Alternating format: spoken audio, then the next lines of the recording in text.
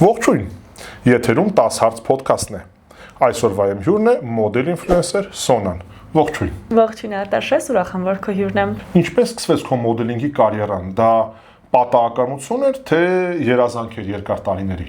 Լավ հարց է շատ, կարծում եմ մոդելինգը շատ աղջիկների երազանքն է դեռ մանկուց, այո, երազել եմ մոդել դառնալու մասին, բայց որևէ փորձ դեպի երազանք երբևէ չեմ ձեռնարկել, ոչ մի քայլ չեմ ձեռնարկել։ Ստացա առաջարկ երեկոյան զգեստների խանութսրահի նկարահանման համար, այնուհետև արդեն հարսանյաց զգեստներ էի ներկայացնում եւ այդպես արդեն սկսվեց մոդելինգի իմ առաջին քայլերը։ Մոդելինգի մեջ քո համար ամենահաճելի եւ ամենատհաճ բանը։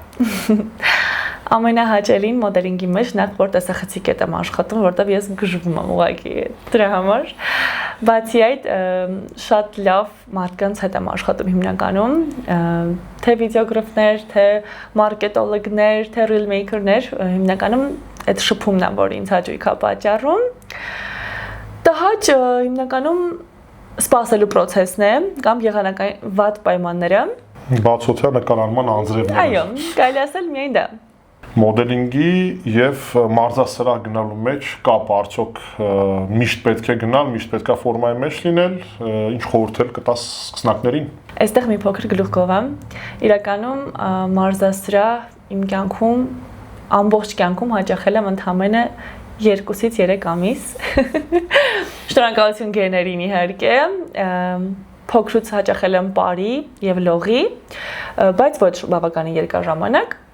Իրականում շատ մեծ կապ ունի, երբ դու ժամանակ ես տրամադրում քո մարզումների, բնականաբար, այո, դա շատ կարևոր է, առհասարակ բացի գենետիկան պետք է իրականում ուշադրություն դարձնես։ Իմ պարագայում ես այնքան էլ մեծ ուշադրություն չեմ դարձնում դրան, քանի որ ժամանակս չի ներում,